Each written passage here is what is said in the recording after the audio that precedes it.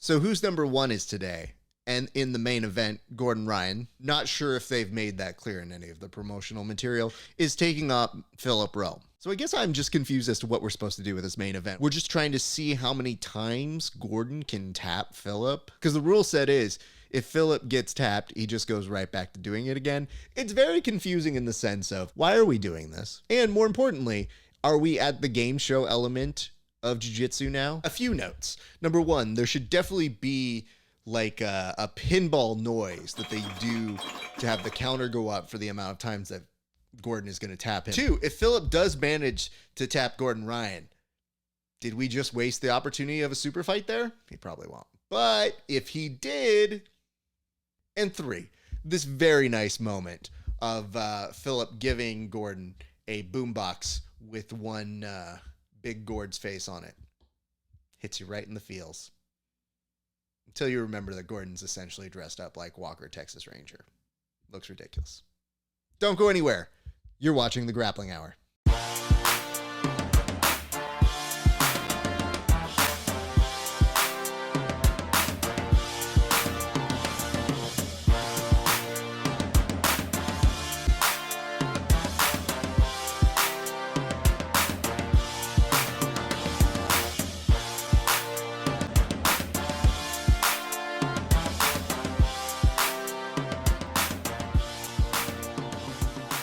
What's up, everybody? It is your friendly neighborhood BJJ podcaster, Rafa Esparza.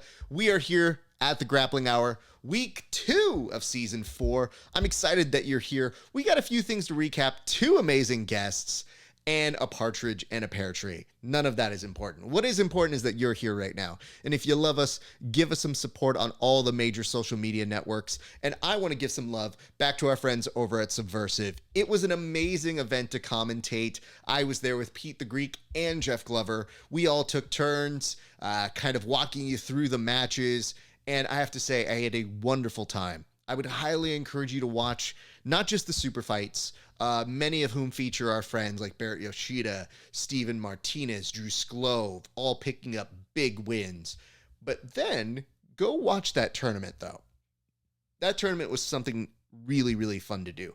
I've made it a huge, huge thing on the show to endorse all team grappling events, and we really have done our part. And I have to say, part of the thing that I love so much about the Subversive event is that now they've kind of taken the reins as the biggest grappling team event there is right now. So just letting you know, it was great to do that. Your boy's looking for more, though. Feed me more of these things.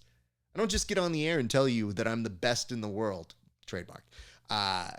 Whenever I do this, I am actively trying to make sure I will be the best in the world. And part of that includes the challenge that I'm always looking for more things to commentate. I think the people seem to enjoy being roasted in a very nice and friendly way. So if you like what I do, tell a friend, tell a promoter, let them know your boy Rafa Esparza is looking for more and more of these things to come. But before we go any further, we're actually going to start off today with a conversation with our good friend Fernando Padilla, and then a little bit later on, we're going to be talking to Elder Cruz, one of the stars of Subversiv 6. But before we go there, I just wanted to bring this up. I was looking through the social media. Every so often, I get somebody who tags me in something. I had a friend of the show tag me in a certain post from these good folks. The following video comes from Gracie Barra Kissami, which, yes, I know, it sounds like something a Pepe Le Pew-like stereotypical Italian would say in a given context. But this video caught my attention because of these amazing moves. Look at the transitions. You know, it is always great when we see people spreading the gospel of WWEBJJ, but it's even better when the people involved are actual wrestlers. These are some impressive things to do. I would highly encourage you guys to try them out within your own jiu-jitsu gyms. If anything, I just feel bad that these people don't get to be in on this year's WWE BJJ week. So I come here telling you guys, it's not going to be until April that we do the next one, but I would like to talk to you about the WWE BJJ initiative. Yeah, that's right. We're going to do it again in April for WrestleMania, and we will crown a winner. I promise you that. I think it'll all make sense in time. But yes, we will crown a new winner in April. So start working on the submissions because look at this. They're already starting to put you guys on notice. So our thanks to our friends over at Gracie Barra Kissimmee. And I want to say to those pro wrestlers who are doing jiu-jitsu, thank you so much. It's good to see you guys get on out here because there are similarities between the two. And I love seeing people like, Kyle Riley training, Daniel Bryan, aka Brian Danielson now is training. So everybody getting out there, even MVP, who I saw over at Subversiv this weekend. He was supporting jiu-jitsu, and I know he's trained a bunch of jiu-jitsu, even winning, I think, a gold medal at a Masters tournament. So we got a lot of fans within the pro wrestling spectrum, and we are welcoming to them all. Anyway, let's get straight to an interview. Speaking of a pro wrestling kind of like character, our good friend Fernando Padilla was recently given a contract by the UFC on Dana White's Looking for a Fight Contender Series. Is that what we're calling it? I don't know. It's what I'm calling it. But yes, on Dana White's Looking for a Fight, Fernando Padilla is going to be one of the people that they're going to profile. And yes, he has some amazing jiu-jitsu. Over the years, we've interviewed him, but on this particular interview, I decided to go directly to the source himself and say a few words in front of his face. And this is the interview I did with him. Check it out. Ladies and gents, I'm excited to see my friend. We've never done an in-person interview, so this means a lot to me. This man over here, not only does he have a great jiu-jitsu game, sometimes you get to see it in MMA, sometimes you don't. But when you do, take note of the technicality to this man's game. Today, we finally got the opportunity to roll, but I'm excited to bring newly signed UFC fighter one, Fernando Padilla. How you doing, sir? Yeah, really good, really good. I'm enjoying life, training hard every day and just living. Bro, I have to know. When I saw you get the call up, you are somebody, I knew it would happen. I just didn't know how. I didn't necessarily know when. So describe to me how you got the call up. Honestly, it was just it was amazing, to be honest. It was I dreamed about it before. Obviously, I had dreams and I had thoughts about it. I really thought a lot about the moment when I get into the UFC, right? But I would never believe it was going to happen how it happened. Looking for a fight, Dana White there, so like it was crazy. The only thing that was missing was my family, right? But other than that, like I win the title. I went over there and to Houston, and then to be honest, I don't want to talk bad about the company. I love they treat me really good. I love the Fury FC, but I feel that it was kind of set up, to be honest. Why? Because I don't blame them, but it was more because of my opponent was hometown guy. You can see in other events of Fury, you can see like his school in the corners and like all these things. So I feel that even me winning kind of pissed off the people around on the area. But man, it was my night. I was so happy. You're saying that you played a spoiler to what they thought was going to happen the opposite way. And, you know, it's cool and all that you are respecting that because you're like, dude, you know, obviously things were set up for you to probably win. But it happened to me and it's still dope, you know? I mean, the thing is this. I feel that they set it up without knowing what they were setting up. Because I see... They didn't say nothing, obviously, but I see their faces. I feel the vibe they are up. The like... When they tell them, like, oh, we have a Mexican kid, I feel that they were like, oh, yeah, a guy just bring from Mexico, you know? Like, it's an easy kid. Yeah. I don't know if they really checked my record and stuff or how tall I was or I don't know. Because when I got there and I weighed myself and my opponent was there, was like, I remember I was weighing myself and I can feel him looking at me so hard, like thinking, please don't make weight, please don't make weight, please don't make weight. Like I can see him, I swear. Like I weighed myself and then I take a picture and he like put his head down and run like out of the... Fascinating. Yeah, it was... I can feel it since that moment when I was like, okay, this guy don't want to fight with me. Yeah. Like this guy don't want to fight with me. But I feel that they're in that moment is when they were like, ugh, kind of messed up, you know? No. And then I started fighting and the first round happened and I can see him too, like just how... While I was punching him and while the round and the time was coming, like he couldn't handle my pressure. So like he broke and that was the whole plan, right? Like I break him with my pressure and then I guess I get the win. I get a good win, good knockout, and then Dana White called me. Okay, so what is going through your head when Dana's like calling you over? So first of all, this is the thing. I at the same time, like, I got the belt. Kind of weird how I got the belt and everything. They interviewed me, and then in the interview, I can start feeling like this vibe of like, oh, these guys don't want me to win. Oh, Because even the interview was like, like, oh hey, no. And then I remember every single fighter who was going out to the left, because that's how you go and see Dana, right? Dana was at the left. So when I went down the cage, they pulled me out to the right. Really? And I was the only one who didn't saw Dana. So I went to the back, and I remember right when I went to the back, they took a couple pictures of me. They interviewed me a little bit, and then I was going to pull the belt on the table, and then coach was like, "No, let's go." I never see coach on a mission like that day.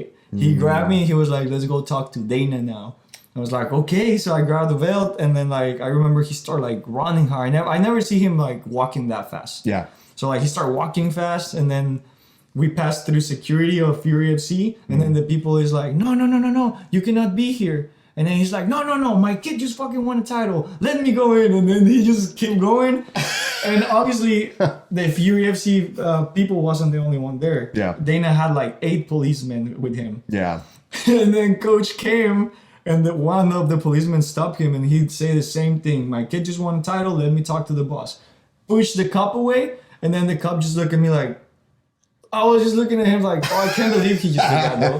Like, I understand the Fury FC people, but the cop, I was like, oh, I just stopped when I saw the cop, and they stopped coach, they pull us back, and they tell us, like, right away when they pull us to the back, a guy from the UFC came and was like, hey, Dana White want to talk to you. Okay.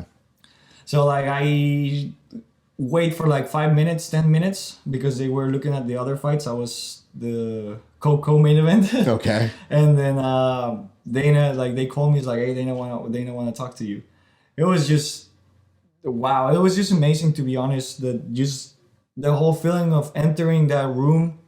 For me, just winning the title was like what I was there. But and Dana White, it was extra, because I feel that was what keeps me focused. If I was already thinking about like, I want that contract, I feel that I would be like really nervous.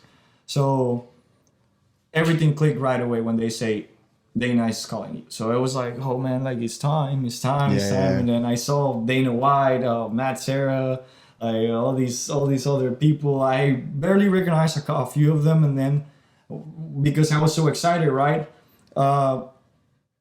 I was so blinded from the excitement that like it was Dana White in front of me, Matt Serra, and then I have big old guy here, and I didn't knew who he was. I had this image here over here, but I was just so focused on Dana, and then I hear him talking, and I look, and he's like, oh, it's Black Beast. How are you, Derek Lewis? So like I hold his hand. I remember I was so excited. I hold his hand, and then his hand was so big. Well, like I was like, oh damn! I say it. I remember I was so expressive. I was like, holy shit! Like your hands are so big. And they start laughing and stuff. And then like Dana was just telling me, hey kid. I remember he was really honest. He was like, I'm gonna be honest with you. I want you to work on your distance. Okay. But you fight like a Mexican. I like it. And you're inside. You're in the UFC, man. And oh man, oh no, my entire word just. I don't know how to say it. I feel that he collapsed and then he built back again. It was just an amazing feeling. It was such an amazing feeling that that rush lasts for like a week and a half. Really? To be honest, after that, I was still like on the rush and like, oh man, like I was still like having vivid dreams of like seeing them and stuff. They say when stuff like that happens, you almost kind of leave your body.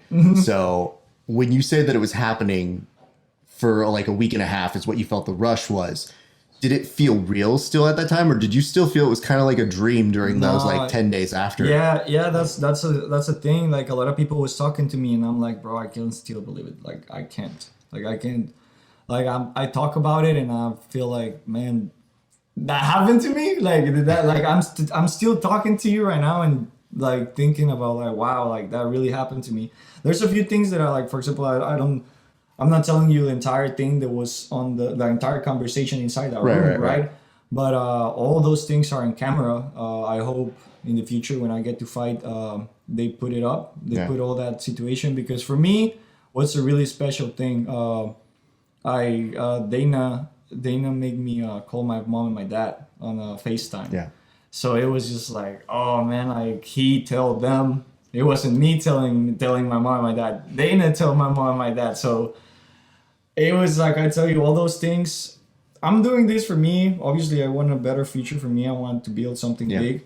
But I do this for my family, man. Like, I'm here sacrificing. A lot of people don't understand that, and they think that like, oh yeah, he's here in California, he's in America, enjoying life and stuff. But it's hard when you don't have your recharge, your family.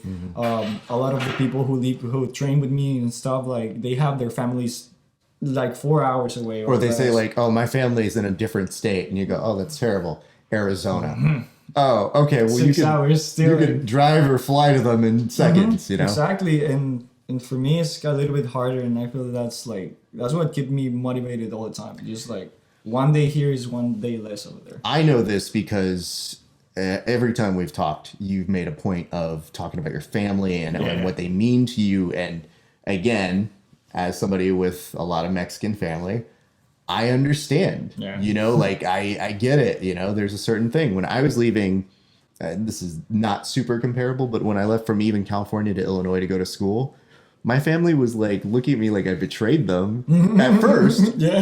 And then they kind of warmed to it. So my favorite thing is my dad said to me when I was about to move, he had the shock. I walked him through how I was going to move. And then he and my mom, who I could see was like emotional about it. My dad, first thing he says was, he's like, we're going to drive you and we're going to set you up and we're going to take you. And I said, man, like, that's what a man is. Like that right there is like a father that makes sure that his son is going to be set up for success. So for your family to watch you and get that call and not even hear it, like you said, from you, but to hear it from Dana, and it's like, who else are you going to get? Like, that is the top, that is the pinnacle of our sport calling in terms of representing you. That's the boss. And I feel that's what it was so amazing for me, because obviously a lot of like, I understand I'm not special either. Like I've been building this thing and I've been working hard for what I have, obviously. But I believe I know these things like, hey, it's the sunshine for everyone, right? So like a lot of my things are not like, oh, I know they're special for me, but they're not that special for other people. But bro, like just not being with my family, it's horrible. It is hard. Because I have a lot of comments of like people be like, oh, grow up, be more mature, you know, like, and it's just like I just want to be like, I just want to talk to my family, you know. I don't think that's immature. I don't think wanting to hug my dad, my mom, I don't think that's immature. I think that's just like how I feel.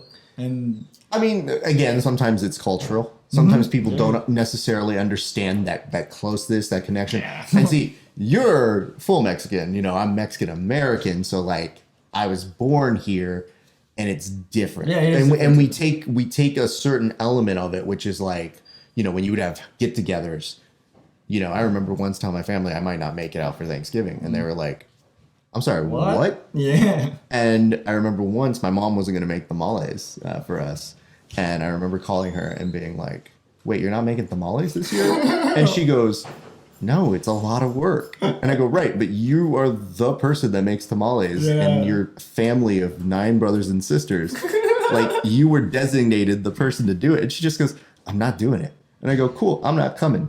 The next week, my sisters call me up and text me and go, we fucking hate you. And I go, why? And they go, Mom is making us make tamales so that you'll come home. And I go, oh no, I was joking. I was gonna come home, but like, my mom was already like, nope. If that's what what the baby son wants, then that's what we're gonna do. So that's how it is, I understand it, but again, we take that closeness, that proximity, and we made it an Americanized version. When people don't necessarily understand that it's like, no, some people go home or they'll do something to recharge. For you, that recharge is just hanging out and relaxing. And that's probably what puts you at most ease, is being with your family and being able to say like, hey, not only am I doing these cool things, but now I don't even really get to celebrate with you about these cool things. Exactly. Like, man, the only thing that I wanted that night, to be honest, like more than anything, was just hugging my mom and my dad. Like, Yeah.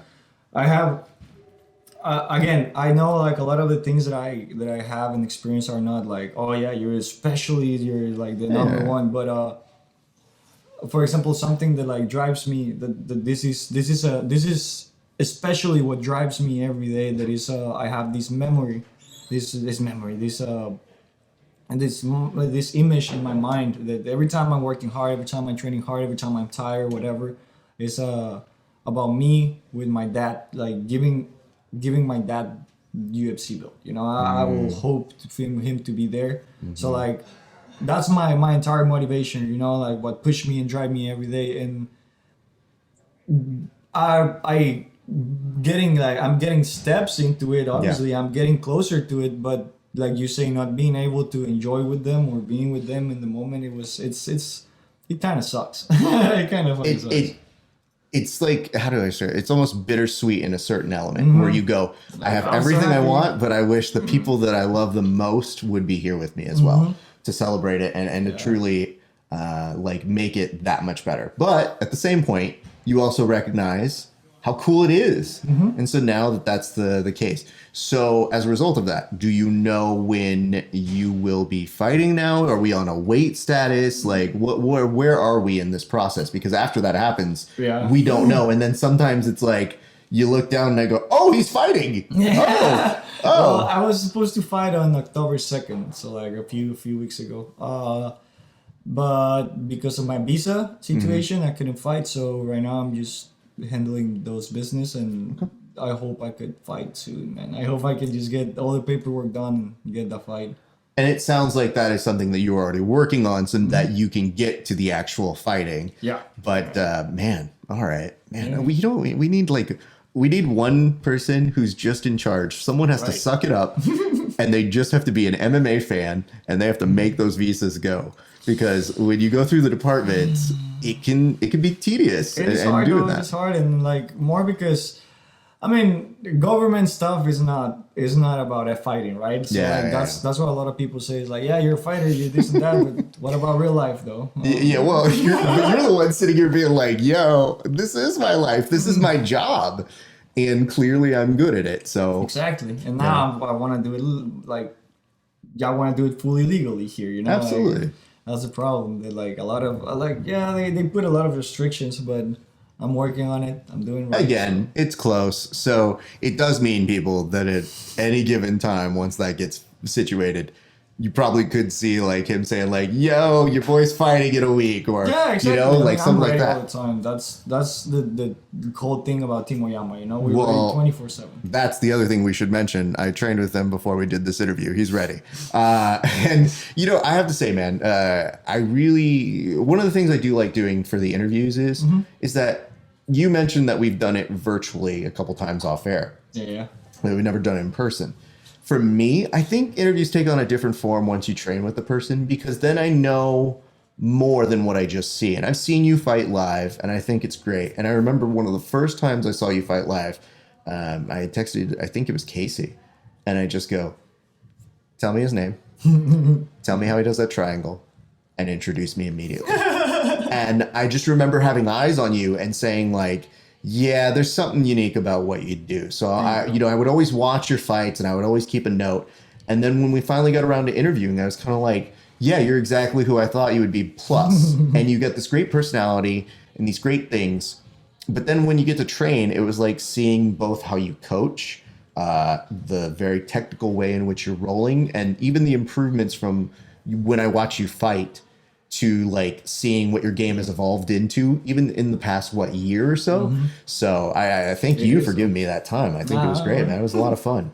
I would ask this though. So when you're doing all these things, you mentioned that you've been with Team Oyama. How long have you been with them now? 5 years already. 5 years, okay. 5 years. So it's kind of funny because you mentioned like you spent so much time in this room before. Yeah. So the fact that you mentioned that you spent time here. Yeah. But that now it is evolved into the place that you consider home. What was the reaction like from the people here when you ended up coming back from landing the fight deal? Good. I mean, it's hard to say. Like you say, I spent a lot of time here. I know you guys cannot see it completely, but this is a whole entire belt room and trophy room. Yes. Sorry. So, You know what? I chose the one area with no belts to show because I'm an idiot. But this whole place is decked. I'm pretty sure they can see this one. But they can see maybe that one. Yeah. Okay. But I just want to make sure for the purpose of this, glass cases and lights, not great. UFC title on the corner, everything here, right? So like,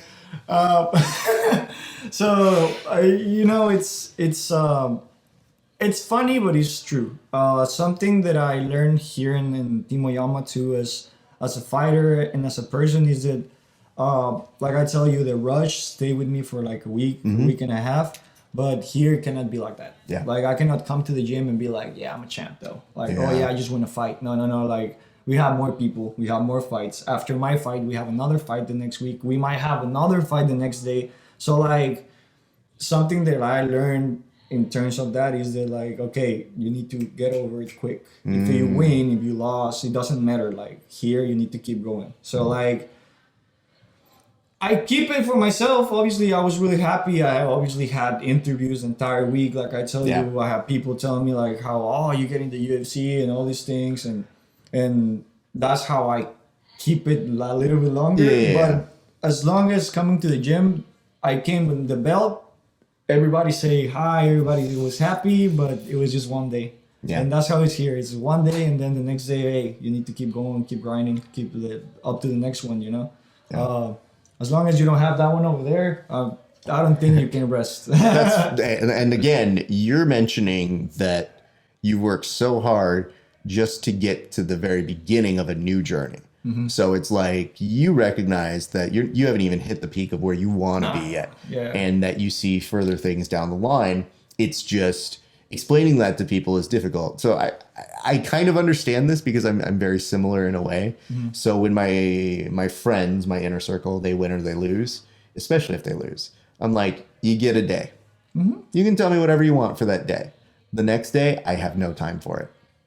We have to move on to the next thing. It's the same thing that happens when they win. I just go, yo, you're like the best person in the world today. You have 12 more hours, and then when I see you tomorrow, you're jack shit again. So for me, the reason why is because if you know where people want to go, you can't have them plateau too early.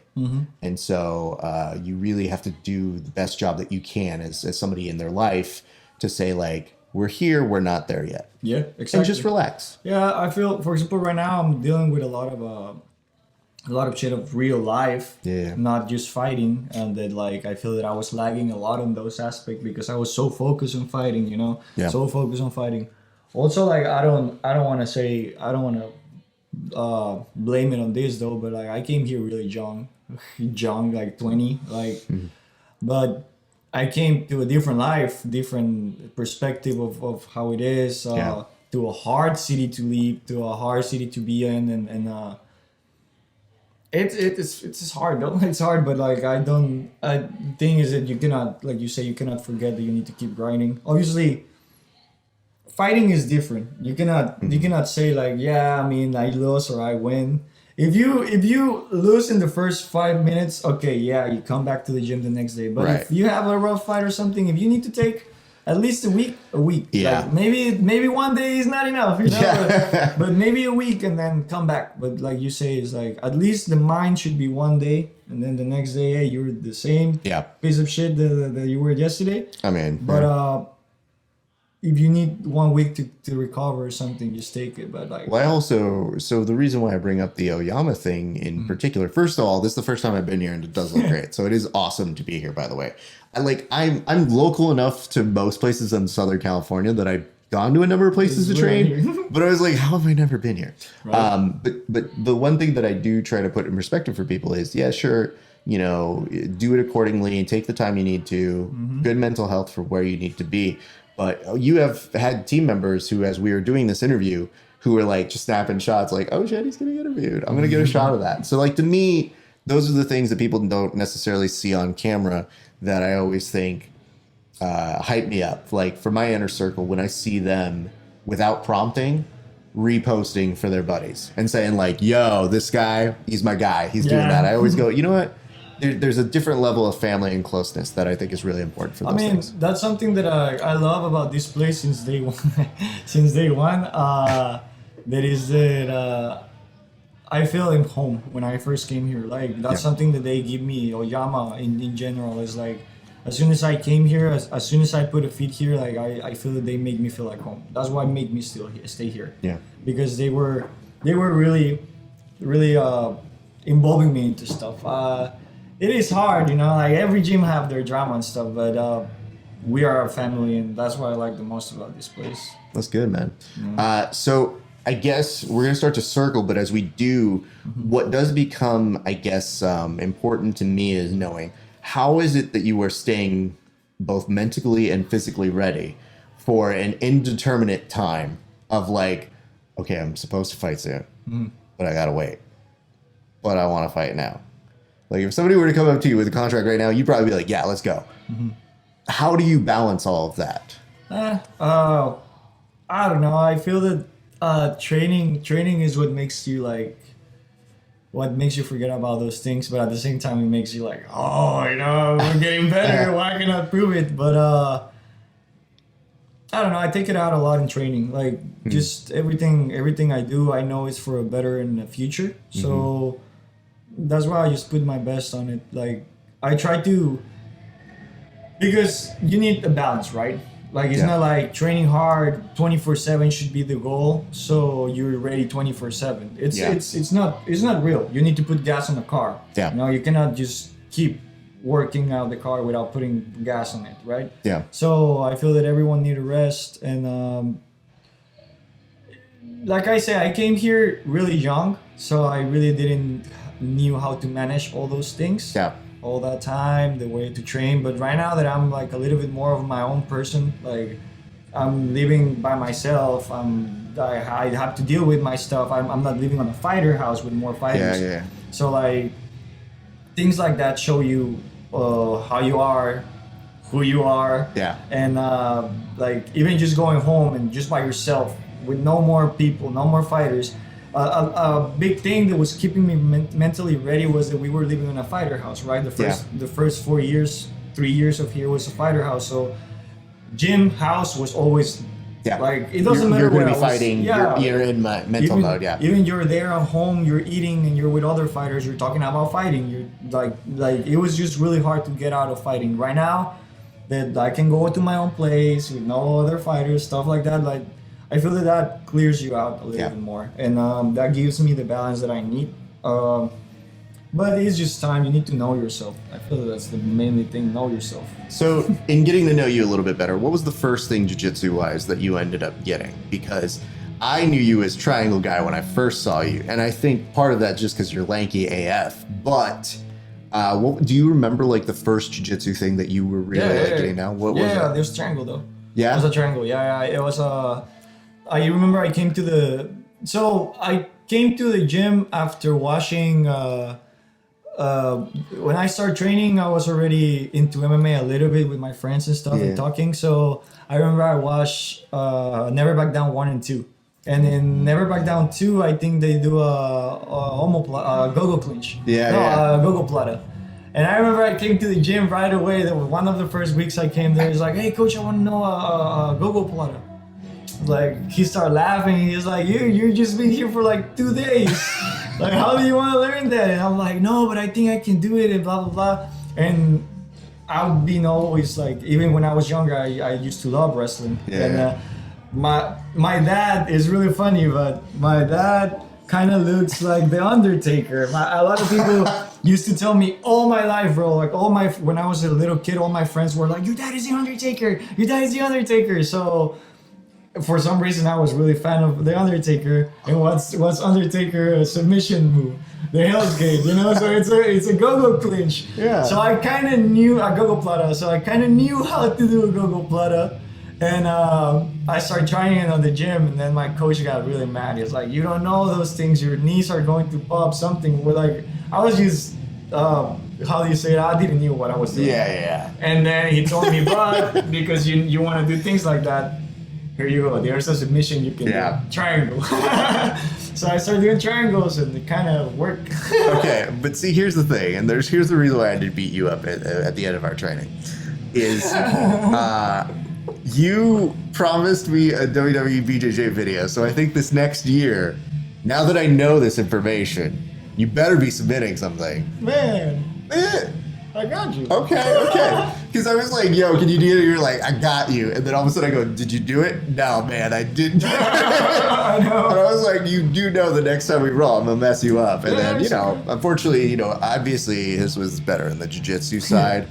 I have things that I do better on that. I before being an MMA fighter, I tried to be a WWE wrestler. Bro, again, you have the perfect personality for it. Because every time I see you here, I don't know if you guys ever see this, but there are clips of this man just dancing. Like, you are personality. And I think that so when people tell you sometimes, I think that you have to mentally mature in certain ways, I don't want you to do that. Because I think the secret sauce of you is that you're a good mix of fun, good fighter, but also like, I feel like when you do stuff like that, that is your soul that like you're showing. So like it's part of your art, I'm not trying. When people tell me to be different or to be more quiet or to be more serious and stuff, I'm not like that. Like I can't though. Like it's just not me. I'm not trying to fake. Also like, I feel that like lately, for example, like the last 2-3 years, I say sorry a lot. Sorry for this, sorry for that, sorry for this. And half of the time I don't even know why I'm saying sorry, but it's just because I'm kind of polite in that way. I feel you. And it's just like, man, I also don't want to make people think that I'm like this because it's faking like this. It's just, this is me, bro. Dude, like a lot of people don't believe it. I'll be real with you. When I do striking, there's so many times that I'll say sorry. Yeah, and like the guy who's teaching me boxing is like, why are you saying sorry? And I just go, it's just ingrained. I can't. And he goes, dude, you need to stop saying sorry. And I was like, well, do something about it. And then I'm not going to say sorry. And he just starts laughing. I'm like, dude, I go, honestly, I like being the person that I am. I like it. I love it. It's just know it's like an impulsive reaction, because when you're learning something new, all you ever think of is, I don't know what this is. You're explaining it to me. I don't know how to do it. So if I feel like I'm going to do something improper, I'm going to apologize, because I've been to gyms where people don't. And they will do stuff and they'll just do it and you go, oh God. And you don't come back to that gym again. Exactly. You're not welcome in there. And I am always a visitor. I'm always somebody who's coming. Like I come here today, I'm usually on my best behavior. I'm not going up to other fighters and be like, can you get out of this mad space? Me and my guest need to jiu-jitsu, please. You just try to be respectful of the place you're in. I feel that's how you're supposed to be everywhere, though. Yeah. Too, because you cannot just come, like you say, you should be able to travel and go everywhere and visit everywhere and be cool with everyone, because there's people who's not like that, though. Like for sure. And the thing is this, what I was going to, where like sometimes I feel that like I say sorry a lot and I feel that I say sorry a lot because people complain a lot. Like obviously I shouldn't be taking like the brunt of it, saying, right? Yeah. Because it's me and how I am, but I feel that a lot of times I take the advice of wrong people when because they get annoyed of how I am. Like I feel that they get annoyed because they cannot be like that. So I start saying sorry a lot, but I shouldn't. Like it's just me, it's my character. It's you, dude. Right? And like I said, like that's the reason why when I see someone like you winning and getting that contract on Looking for a Fighter, I go, you're exactly who should get it, because not only is your resume good, but like your personality is going to shine through. Because sometimes I see people on that and I go, oh, I see why they picked this guy, or I see why they picked this guy. It's like, no, for you, I'm like, dude, it was just a matter of time. So for me personally, just watching you, your journey, your growth, like you have matured as a person. Your fight game has matured as you've gotten older as well. But I just always know, like, man, I wish good things for my friends, and you've always given me some of my best interviews. So that's why I was like, I have to come do this in person. I have to talk to you to change, and we have to train, and we have to do this. So me, I feel really good that we were able to do this today, my man. No, me too, bro. It's fucking awesome. I even tell you before. I tell you again, if you want to keep coming, if you have more time during like the weeks, I know. I say every Friday, but I know it's not like that. But every time you can, just hit me up and we can roll, bro. Like honestly, absolutely, man. Your game is so necessary for what I do, because I don't like tell people. And same with me, because I don't like people who just defend all like good. You know, like there's those things that I need to work on. Well, I mean, listen, dude, it's fun. You know, like I think that's the biggest misconception with fighters is that. A number of them aren't going to train like crazy on a civilian. Like they don't have anything to prove. So a lot of the times, you know, depending on the person and how you react to them, they will usually come into a situation wanting to just kind of get a good roll in. And then sometimes if you choose to go hard on them, that's when they fuck you up. And for me, I'm always like, I got nothing to prove either. So when you have two people with nothing to prove, it becomes fun. And I think that I try to learn as much as possible when I am going with upper belts or people who, you know, I'm not in the gym like you as much. I may go a lot, but it's not under the same duress. It's not under the same purpose. So a lot of times it gives you cheat codes of, oh, I didn't know this. Oh, and then sometimes it's stuff that you say to me, and it's sometimes other stuff that I'm just experiencing as we go. So I will definitely take you up on that. But I wanted to commemorate the greatness of you getting put on there, man. I appreciate it. Hey, dude, congratulations. Big congrats to you. Oh, look at this guy. You're so great. Oh, man, it's... I hate saying that on air to the person. So you're actually making me like, yeah, it's pretty dope. Tell people where they can find you and they can support you, sir. Well, my Instagram is El Valiente MMA. You can find me there. That's pretty much it. I don't use Twitter at all. I don't like Twitter. I feel that I spend too much time already on the phone to be on those things. Yeah, I think that's it. El Valiente MMA. If you want to keep like seeing my fights, now you can see me on the UFC on ESPN Plus. So I don't have to tell you about the streams. No, man, before it was like, I didn't care how you watched it any other way, but now that I'm on UFC, get Fight Pass and get ESPN Plus to support me. Yeah, because, you know, like, it's funny too, like, before it's always, as a fighter, it's always a mess too. I'm pretty sure you hear this a lot, that, like, when you're not on the big stage, it's always like, hey, when you're fighting, when is your fight, how are you fighting, hey, invite me to your fight, am I invited? And it's just like, no, like, I'm not posting about the fight, but like, yeah, I just feel that people, like, even right now that I'm in the UFC, don't get me wrong, like, I still don't fight or nothing, but I still have people telling me every day, like, when you're going to fight, how are we going to know? And I'm like, man, like, you will know.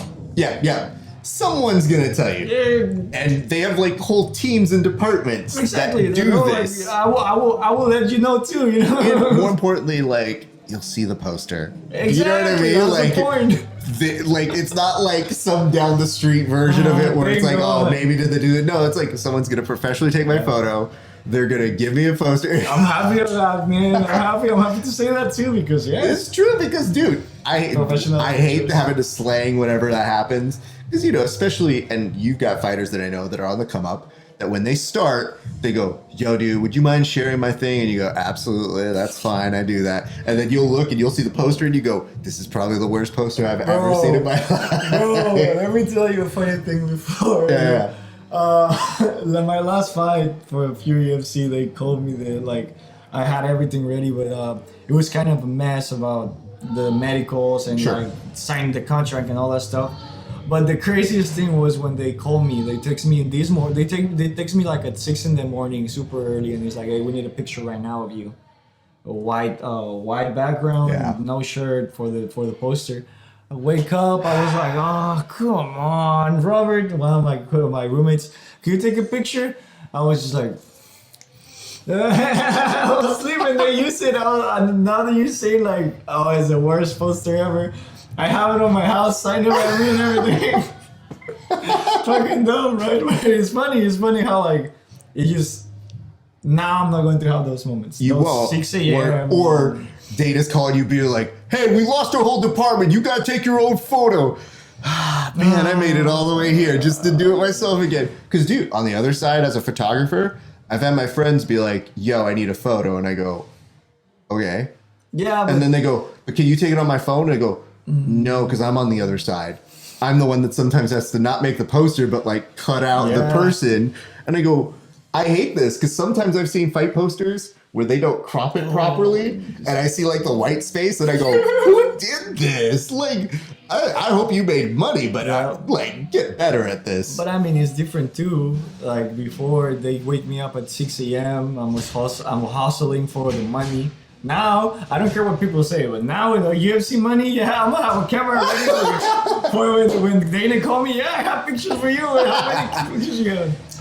Well, listen, dude, we're already ready to see you fight. Thank you, man. I I'm appreciate sure this time, come April, March, when we do our next WWE BJJ week, we might have to get you. Now that I know you're idolizing the Tombstone, pile driver man himself, I think we would have to come up with a finishing move for that. Oh, we so we'll see that. But all right, well, my thanks to you, sir. Raph, thank you. Cut this out. Thank you. We'll definitely talk and train more. But here's what I'm going to say to you guys. You're going to want to keep it locked here. Are you flexing on them right now? Yeah, I'm on flex. Bro, don't flex on it. You know what? Here's the thing. I hate flexing. It's maybe because I don't have as much, but I'll flex off and I'll do the same thing. So we'll do. Yo, you're watching Grappling Hour. We'll be right back. I've never felt more Mexican right now than this. Hey, I'm skinny. I'm not flexing. I'm just showing my bones.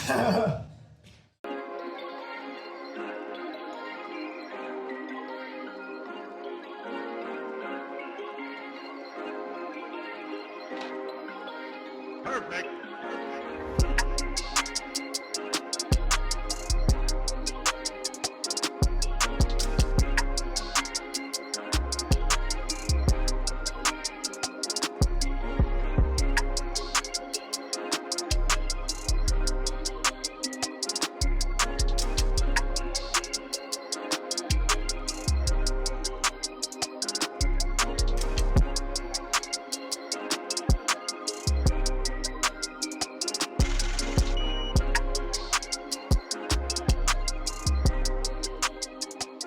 Everybody, my next guest, he's a beast. I think you get to know him, you'll love him. I think if you don't know him, you should know him. I think he is a very talented young man. He has a lot of promise, and I think that in the future, you are going to see more out of the young Elder Cruz. And yes, I do understand that is a oxymoronic statement, but I think it fits. Ladies and gents, you know what's really great is when you get to commentate somebody who you've been watching for a while, who's definitely becoming an emerging star within our sport. Now, when I say emerging star, I mean I can date back to seeing this young man at the Baddest Blue. And when people say stuff like that, they think to themselves, man, that must have been a long time ago. No, it was 2 years ago. And from that time, this young man has developed and put more and more accolades on the resume, just as recently taking double gold at a recent IBJJF event. I believe that was Nogi Worlds. And just this weekend competing at Subversiv. And I had the honor of commentating a couple of his matches. And when somebody puts that kind of good work, especially within a 2-period year, where there is a pandemic and crazy things happening, you definitely want to learn more about him. So if we're just seeing the beginning of the emergence of one Elder Cruz, I think it's time that we get to know him. So ladies and gentlemen, please welcome to the show for the very first time, one Elder Cruz. Elder, how are you doing, sir? I'm Austro. Let's go. I'm doing great. Thank you for having me on the show. So I've seen this a few times. I need to know, where does that come from? I know the nickname obviously would facilitate that sort of gesture that you do, but you do a full Willy Wonka roll into a then scaring people role because your nickname is El Monstro. So where does all of this come from? The name or the role? Well, let's start with the name first. It's actually like a funny story. So like since I started jiu-jitsu, like I've always like had like the vision of me being great or being like a legend in the sport. And I remember there was like a point in my career where we were going to a tournament, and me and Dory, another guy at the Valley's Blue, I was talking to him and I was like, "Hey man, I need like I need to make something different." So like I seen that everybody called themselves like when somebody does something cool in jiu-jitsu, they're like, oh, monstro, monstro, monstro. So I was like, okay, there's a lot of monsters out there, but I want to be the monster, like El Monstro. So like I decided to make that my name, and then it just slowly kind of progressed. So like it went from like at first, on my first term I did, my hands were like this, then it's turned to this, then it just kept on evolving, you know what I mean? And I kept doing my own things, and I try to like add my own thing now. The most recent is the roll. So like I'll do a roll and then I'll jump up and then I'll do a landing pose like a monster, just, and it's kind of like my latest signature, kind of trying to like make it different out there, you know, do my own thing. So then like the people, when people see me, they're like, oh shit, it's El Monstro. I think it's super dope. I will say though, the first time I think I saw it, it looked like a bear was getting arrested. So when I saw this, they had their hands up, and it was just like, I don't know what I just did. So the first time I saw it, it was a work in progress. But now, especially when you're beating the people that you're beating and you're having these matches, you're justifying it multiple times. So I'm not going to say, get rid of it, but you mentioned again the baddest blue. I think that was one of the first times we really crossed paths. You were killing it that day, man, and I was shooting on those days and just watching your jiu-jitsu, and it occurred to me, it's part of the reason why I like going to these events, is that you get to see the new emerging talent. You get to see what they're gonna do, like those next up and comers. So I encourage people to always go participate in that tournament, because I think that tournament has seen a lot of individuals go and grow. Do you have any memories or memories from that day, from that Oh yeah, I tournament? remember that day. Yeah, that day was cool. I remember like, cause it's always good. I like when tournaments like that pop up, especially in like a cool area like San Diego. So you know you get a good amount of matches in, you get mat time, you get, exposure, and it's always good. And then you get to hang out after the tournament. Like my coach always said, like I think like one of the biggest things that helped me is that I did all those tournaments like that, the baddest blue. I did all the little tournaments that nobody wanted to do, and then eventually kind of like led up to like me just getting more mat time, getting better, you know what I mean? Getting sharper. And you could tell, like, just the way that you would pass, and just some of the things that you were doing. I was like, no, this is smart. Now, did you go back and listen to any of the Subversive commentary? I was waiting to I'm waiting for the flow grappling to like separate them, but if they're not, then I'm gonna go back and Okay, no go problem. watch it like It's fine. soon. You know what?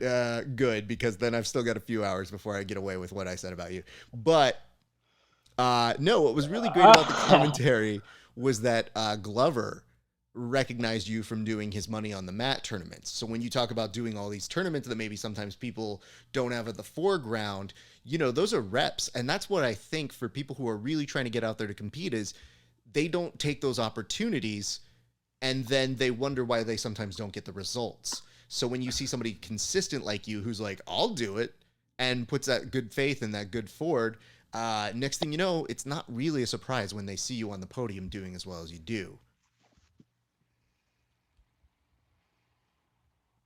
Yeah.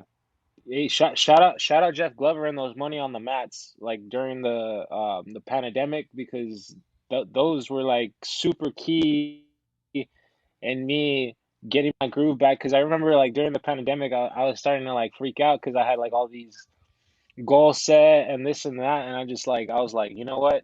I'm just gonna start training and then something's gonna pop up, and then Jeff Glover came on with the money on the mats, and I remember, hey, those were epic. You know what I mean?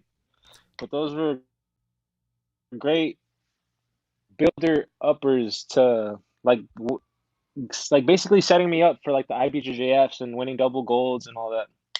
Well, it's funny because as Glover was Yeah. telling me, normally I'm the guy who knows the stories behind all of the grapplers. So right when I was about to be like, hey, this kid is somebody to watch, Glover chimes in and he was like, Elder Cruz, I got this one. Let me tell you about this guy. This guy was killing it. His wrestling's on point. His jiu-jitsu's on point. This kid is going to give you high impact kind of matches. And lo and behold, you were.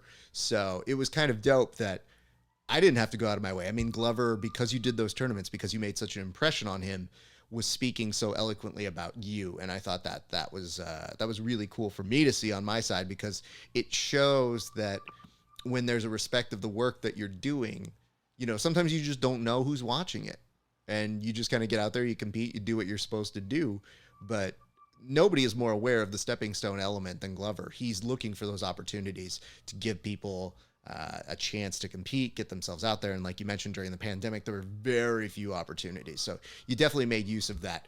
When you were training during the pandemic, though, were you able to make any adjustments, or do you have anything that you were able to credit that maybe you were doing inside of the gym that kind of focused and reined in the jiu-jitsu that you needed for the goals that you were looking to do? So funny story, like all the gyms were closed, right? Mm-hmm. So um I remember me and my friend Jose Moreno, like he had a bunch of mats in his backyard, and we were like, okay, well, nobody's getting allowed to the gym. I remember they were doing the Zoom classes online, and I was like, I'm not having that. Like, I need to do like some actual. I remember in the pandemic, so me and Jose went to like a Home Depot. We got a bunch of wood, and we set up a 13 by 13, um, like just like a frame where we would lay down the mats every single. So I would go to work from 7 to 3, and then right after work I would go to Jose's house around 5, and then Dory would show up with somebody else, and we would drill. So it wasn't like a lot of sparring. Like we would spar, but we would drill a lot, like a lot of the basic like fundamentals. And then after that, like eventually a couple months later, Lucas opened up the gym, and we just kept, that's when the sparring started to pick up, and then the more drills. But a lot of drilling during the pandemic. I think like drilling the basics is what helped a lot. Yeah, that Nothing makes. crazy. Hey, and you know what? People will forget the basics when they're doing jiu-jitsu, but especially for the caliber of competition that you're doing, I want to get into talking now about this weekend. A lot of what you're doing is a proficiency at understanding elements of the basics and now adding your part to the art. So you could teach somebody how to pass guard, but to maintain guard is different for different people. If you're bigger, you have certain advantages. If you're smaller, you have certain advantages. So what I saw that you were doing was just this great element of neutralizing. The way that you pick your spots for your wrestling, great. The way that you then maintain position, and like, I don't know if people know this, but from my vantage point, it looked like you were able to have full coaching crew as you were competing. Like, not many people have that opportunity, but you literally looked like you were having no, today's going pretty good. How are you doing today, man? Oh, yeah, this dude, I got to submit him. I've just got mount. I've just been here for a while. What were those conversations? What were you saying back and forth to each other? I mean, I don't think I was saying anything to them, but I like to, when I compete, I like to make sure that I'm making eye contact with Lucas or Gabriel or whoever's there, just because they see it from the outside point in, you know what I mean? And Lucas is in my corner for all the biggest tournaments, so like whatever he has to say, I like to listen and like make sure I apply, you know?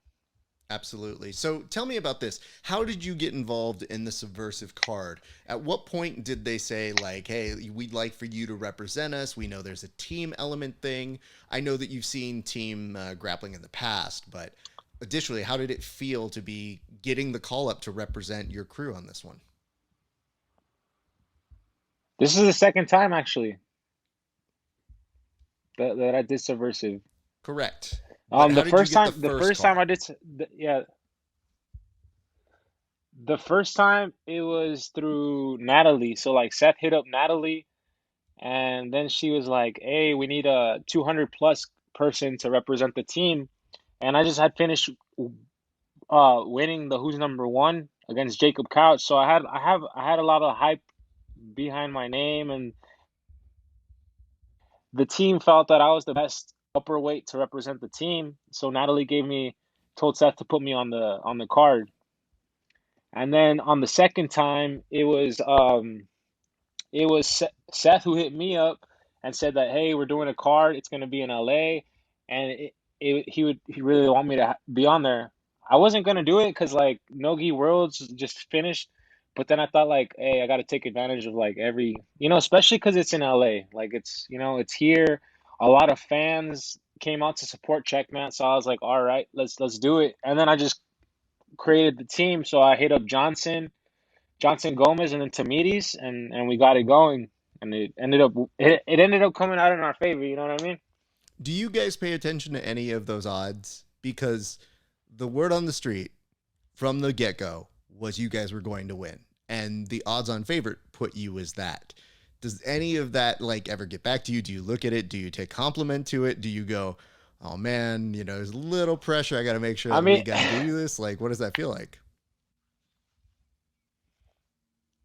nah, no pressure. I mean, we just won Nogi Worlds as a team too. Like Checkmat, if you look at the team standings on at the Nogi Worlds, Checkmat came out on number one on first place. So I feel it was good to like solidify that we are the best team in the world right now. So like just like not leave any doubt in anybody's mind that we're number one. And like I expect to see those, the the odds in our favor that we're gonna be, because I expected that too because of the team. You know what I mean? I expected us to win. I got to tell Yeah. you, from my standpoint, I had fans who were coming up to me, and fans will occasionally ask me who they think is going to win, and then they'll respond by saying, "Well, who do you think, Raph? Who do you think is going to win?" And I was like, "I'm commentating. I'm not saying anything. I'm not about to put word out on the street." But when they said, "Well, what do you think about that Checkmat team?" I go, "It's a really good team." And they go, "Yeah," and I go, "I think that's all you need to say. Like, their accolades speak for themselves." And maybe, as a gambling person, if I were to look at those odds, maybe if I were, I'm just saying, I wouldn't tell you what to do, but there's a reason they might be that favored. So let's start with this. I want to see if we can kind of go through that day. And I want to ask if you can recall some of the matches. Do you remember your first matchup and what it felt like? Because you ended up you were going second, right? On that first match. Yeah, yeah. It was Tamides and then it was me. Yeah. Mm-hmm. No, actually, I was third in the first round. I was third, so Okay. I think I was the last person to go. Okay. My apologies on that. What did it feel like to go third on that one? Mm, if I mean, the team was handling right, so I came out and like it was just crazy because the moment I got my name announced, everybody was going wild, this and that, and then the person going up against me got really excited to. He looked like he was pumped to go up against me too.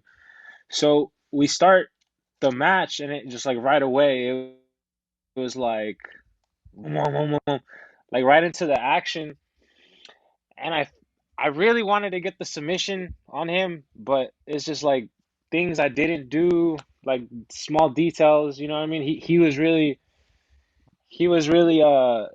good at like retaining defending, attacks and retaining his guard and not letting me really like get a finish on him. And then when he was on bottom, he kept trying to, he was being aggressive with it the whole time.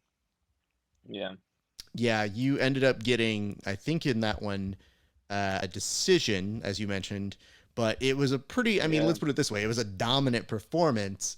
It's just one of those ones where I could kind of see from the commentary booth, I was like, nah, the kid wanted to give us something. But I mean, it was still impressive. And, they put you up against a team that is local out here in California as well, that maybe didn't have the accolades. But, my thing is always whenever I see somebody who has a very uphill battle as the underdog, is I go, you know, a lot of people really hope that they can get matches against top tier talent.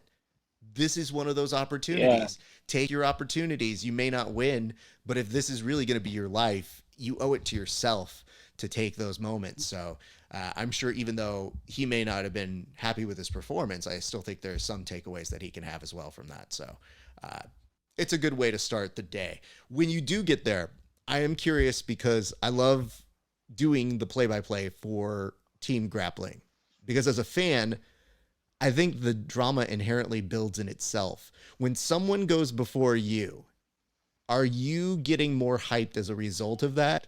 Does the team element make you feel like more energized, or do you prefer to do the solo thing? I mean, with the solo thing, you can kind of depend on yourself, you know what I mean, for like motivation. But with the team, like, there's nothing like that clutch moment. Like, okay, say lose our first match, and then my partner wins the second match, and then everything, like basically you guys winning, it all depends on like you.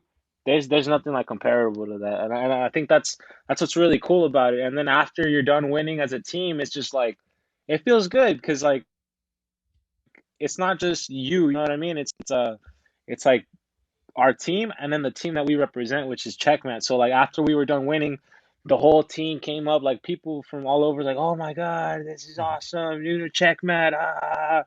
But when you win, it's kind of different. Like you have like fans from all over, like coming up to you and like saying what's up. When it's the team, it's just, it's huge because like I feel like more fans come out too when it's like, oh, you're representing Team Checkmat, especially like in LA, because most of our top guys are in LA or like in California. So people will make the drive over just to see just to see the team win. Yeah, I think And when you Checkmat's guys, huge. well, Checkmat's ginormous. We got schools everywhere. you did mention that uh, there's like a big celebration. So when you guys won, no offense to my home gym, but I think for about a good 30 seconds, you guys put me into Team Checkmat. Like, I think I somehow was in the celebration. I was like, what am I doing here? Like, I just tried to get out of the way, and I was like, oh, You got in that big. I don't think I'm in the pick, but I was doing my best to just be very respective of all of your time, all of your efforts, let the team have them. I'm used to being the one that offers to take the photo, but I think at some point, because there were so many photos going on, I was like, am I in some of these? Like, I don't belong in this photo. So at one point, I think as I was walking out, I was just putting up a peace sign like, yep, I did part of this. I'm part of it. So if you do see one, know that is why I am doing that, because I was like, this is really, really funny to me. All right, let's talk about your second match. And I'm going to put some context into this one. The context is at the end of the night, I'm leaving, you're leaving, Seth is around. I was talking to Seth, and Seth is mentioning, before you even make it down the elevator and we both see you, he mentions that, yeah, he's like, yeah, that kid, he hit me first. And I was like, did he? And he goes, yeah, man, that's why it got all brutal. And, it is what it is. You know what I mean? And I go, I don't know that that's true. So then you walk out of an elevator, no clue what's happening. You just see this dude with half of Coolio's dreadlocks on his head looking at you and saying, yeah, kid, you hit me first. And all you're doing as you get out of the elevator is going, no, I didn't. You hit me. So do you care to expand upon that? What exactly happened there from your recollection? Okay, maybe I did slap him. Maybe I did, but it wasn't like no. Hey, but it wasn't like an intentional like slap. It was like I had the single leg, and the way I like to finish the single is like I'll be trying to I'll get the leg like get him kind of. It's kind of like a I wanted to go to the head to kind of like twist them. You know what I mean? Mm-hmm. As like to get more momentum on the dump. So I went to the head, but it accidentally went to his face. Cause like Seth's a big dude, you know what I mean? So when I got on the leg, I was like, oh shit, he's not going down. So I went like this, and then he got all kung fu fighter on me and started going wah wah wah wah. And I was like, oh snap, it's going down right now. And then I took him down, and then that was it. That was probably a good choice, but I don't know if you go back and watch the way that Seth was approaching that tournament, it definitely looked like he kept elbows at the ready. As somebody who also trains a little bit of striking, I'm not going to pretend like I'm the world's leading expert at it, but I know when an elbow's up, what that's meant to Yeah. be. So I was looking at you going, one, is this going to turn into combat jiu-jitsu? Two, is this kid ready to take an elbow to the face? Because when he goes in for a single, he may just get a very, very unwelcome present. Yeah. And three, at what point are you now entertained by the fact that you were beating up one of the co-promoters of this event, because Seth, as you just mentioned in this story, was the person that reached out to you. So the person that said, hey, listen, I think you should do this, is now the person that's standing on the other side of the mats against you. And I have some news. I know that he's done this before on his events, but there was a look on his face, especially after how much he was tired in that first match, where he looked and had a physical, all right, let's just get this over with, on his face. It was just my interpretation as commentator. How did that feel to get the opportunity to take out one of the promoters? Hey, you know, like shout out Seth, you know what I mean? No promoter, especially because he doesn't train, you know what I mean? No promoter, like he made the team so like there could be the right amount of teams to keep the event going, but not a lot of promote. I don't even think any promoter would ever put themselves in the same tournament against like elite black belt, you know what I mean? And the thing with me is that like it, I don't really care like who you are. Like when it comes down to like competition, like my I get like a switch, like my switch changes. You know what I mean? So like it is what it is. You know what I mean? It's business, and like I need to make it happen. You know what I mean? I need to get the win and just do my thing. Well, let's also That's be just very how it was. clear It was about. nothing personal. It was I listen. You're doing him a favor by giving a good match too. Like, it's a two-way street. He wants the event to do well, so he's putting himself in there. So if he didn't want to do it, he didn't have to. But as much as he hates it, he knows it's going to be a good clip that makes its way around the internet. It's just in the moment, it's not the best thing in the world to experience it. yeah. As somebody who regularly roasts people on a regular occasion, who then rolls with the people I roast, I know what happens. Yeah. I tell people it's a comeuppance, and it's part of the reason why I tell people I'll roll with everybody, but I will do the joke to your face. So it is interesting that when that did happen and I saw him later on, like, he made the decision to talk to me about you, and I go, oh, okay, cool. Like, no, it was a good match. And I'm like, Andy's a kid on your show. Like, what do you care, dude? And then all of a sudden you just appear out of the blue from the elevators, and he goes straight into being like, this kid. And I go, leave him alone. He's very nice again. It's just when he goes out there that he turns into a monster. When he's off the mats, he's a very nice kid. There's nothing that you can say bad about you.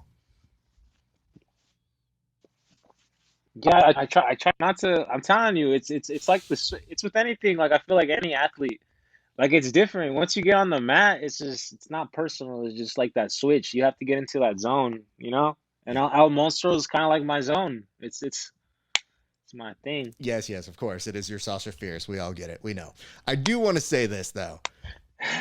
As this all happens, you now know that you guys are looking good to go to the next, the finals, if you would.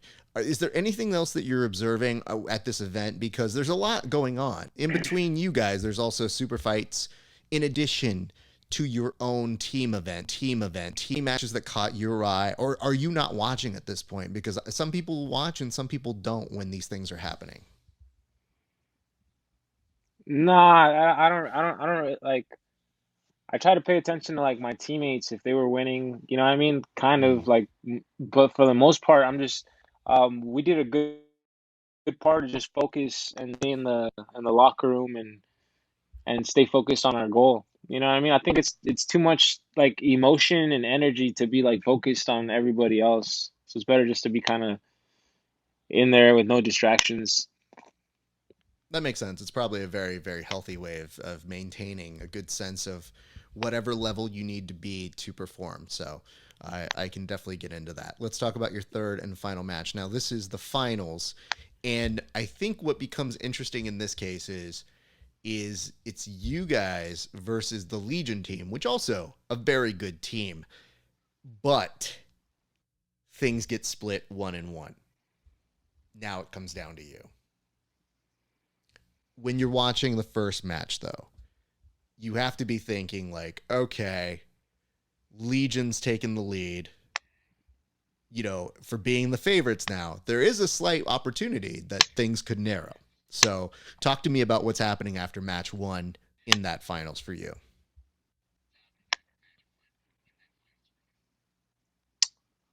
After match one? Yeah, match one of the finals, because again, you're not in that match.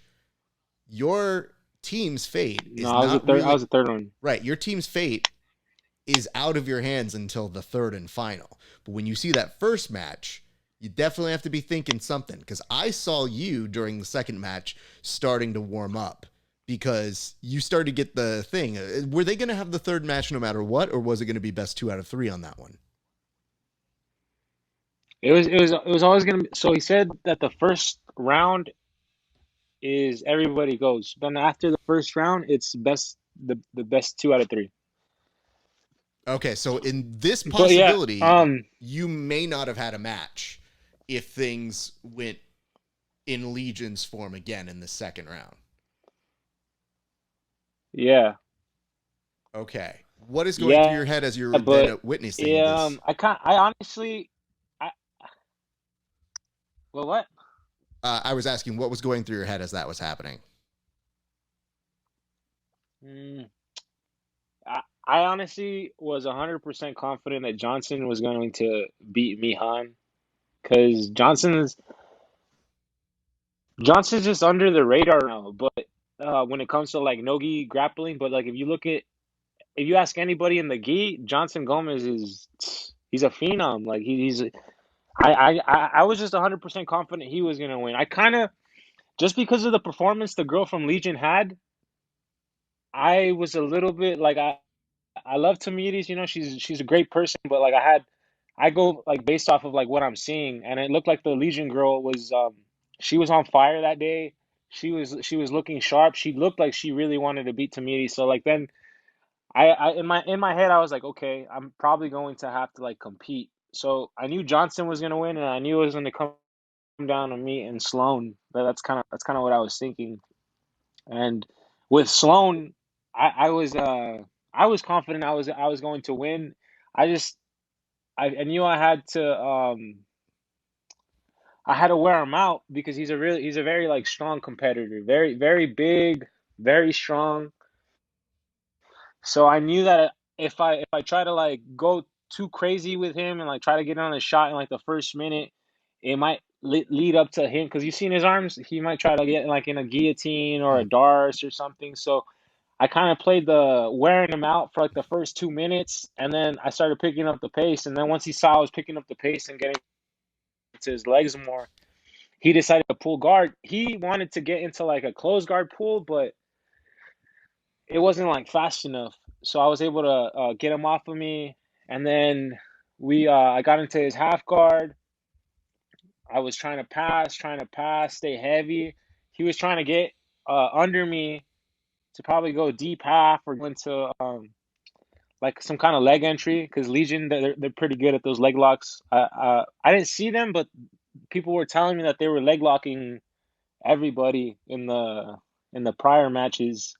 Mm. So I knew I had to keep my base solid for him, and then he pulled me in a close guard.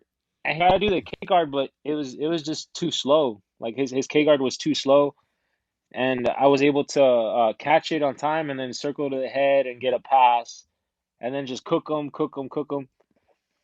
And then he recovered. Same thing again. We were hand fighting. I got in his half guard, but as soon as I released from him, so like as soon as I like I'm in the open, that's probably like my best area. Like I need to work on my going through people, like knee slicing and heavy pressure.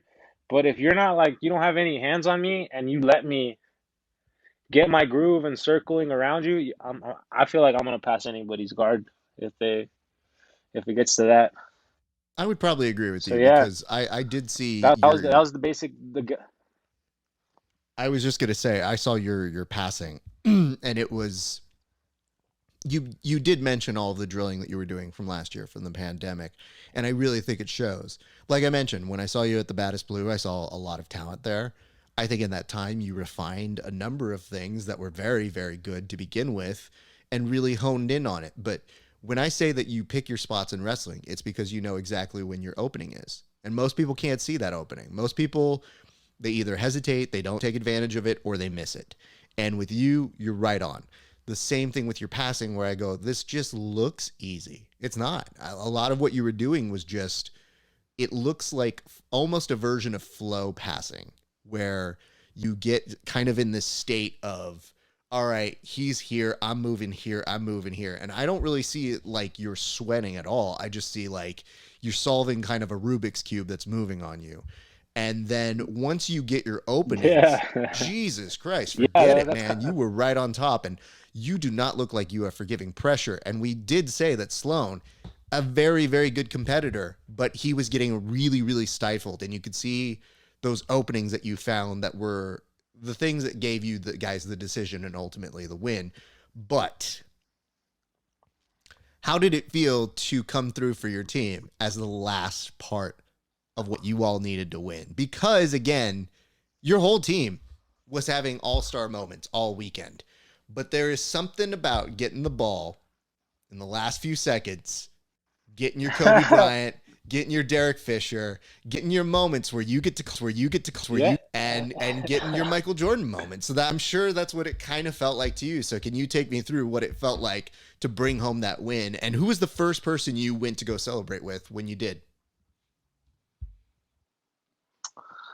Man, it honestly, like in my head, I train for these moments. Like I always feel like if you get those moments, it's kind of like a privilege. You know what I mean?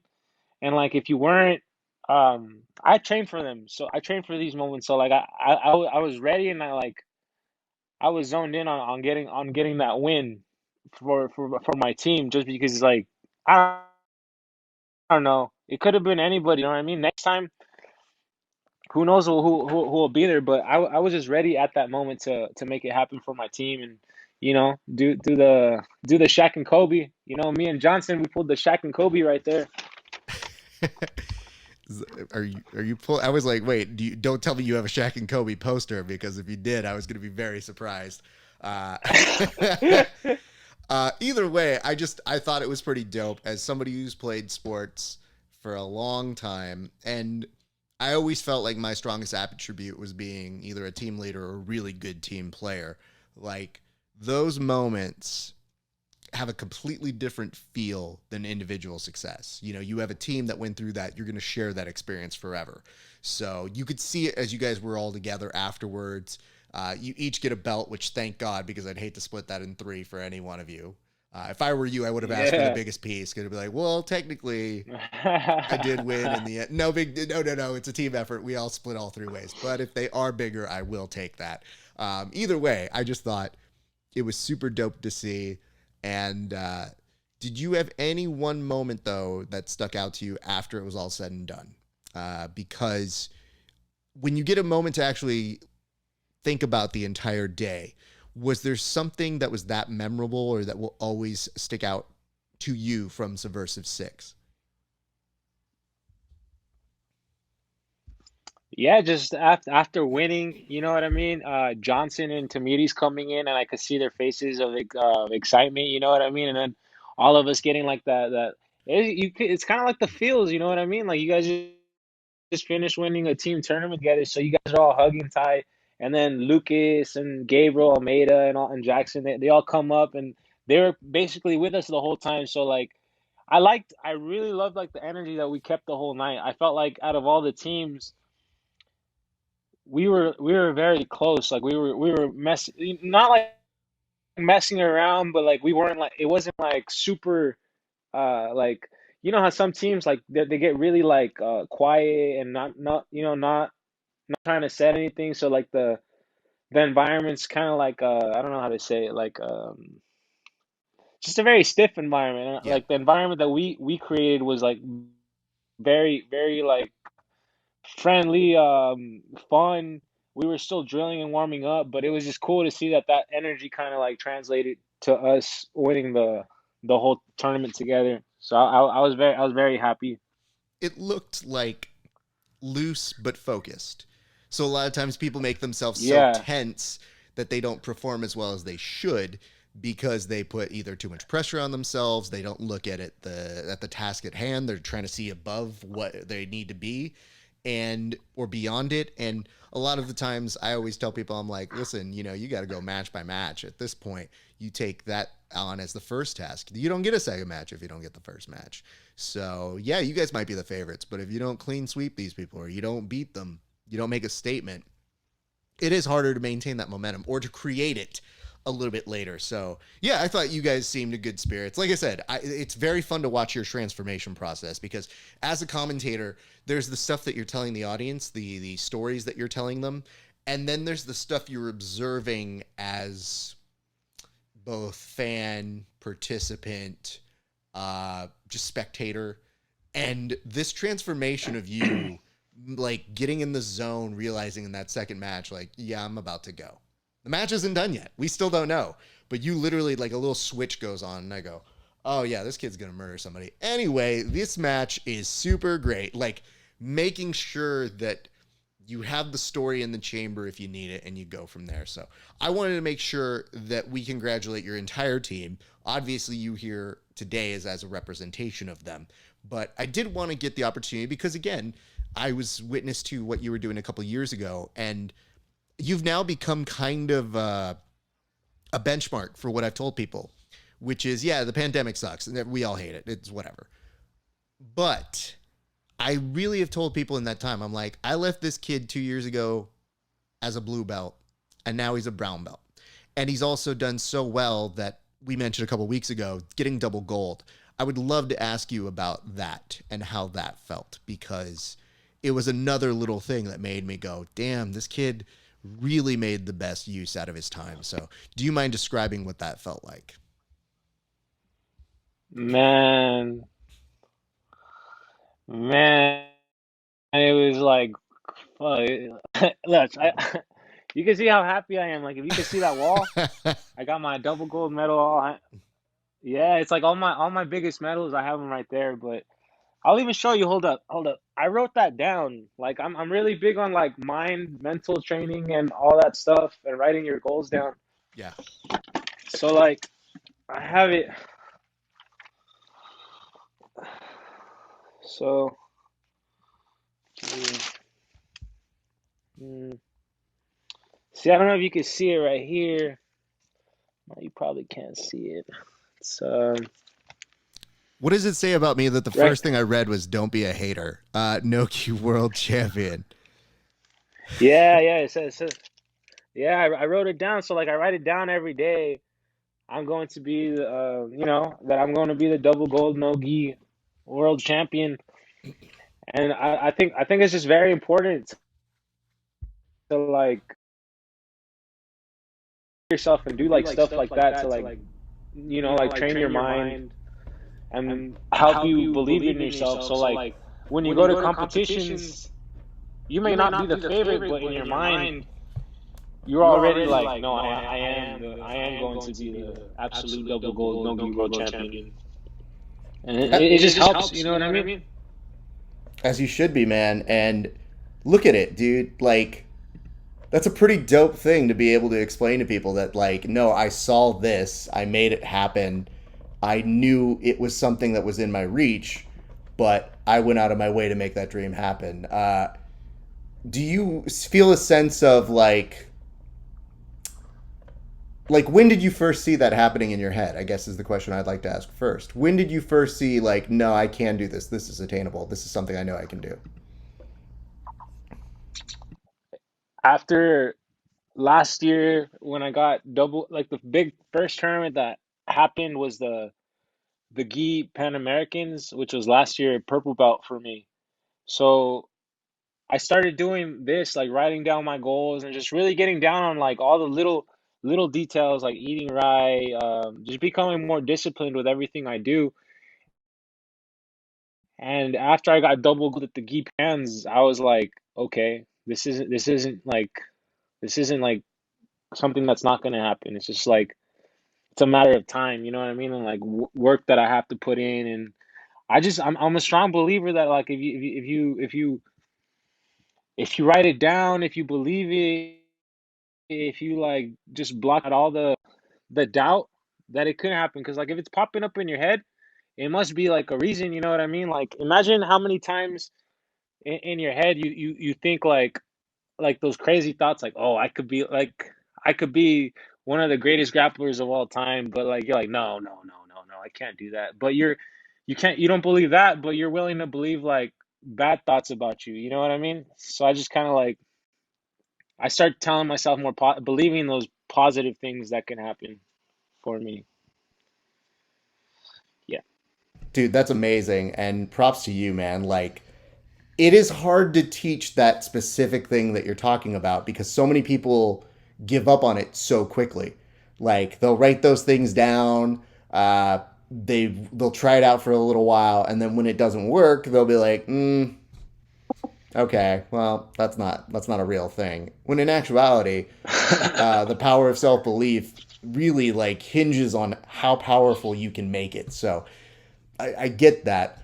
When you did accomplish that, though, I asked you a similar question for the other thing, but was there a specific person or thing that stuck out to you in terms of a reaction from somebody who saw that you accomplished one of your goals? At the Subversiv or After just like in general? IBJJF.